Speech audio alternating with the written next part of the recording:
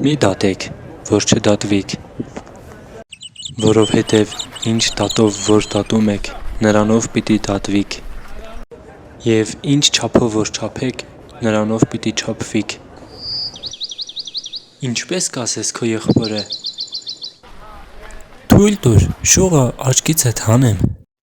իսկ քո աչքի մեջ գերան կա։ Անմիտ, առաջ քո աչքիցը գերանը հանիր։ Հետո մտիկ տուր եղբորդ աչքից շողը հանելուն։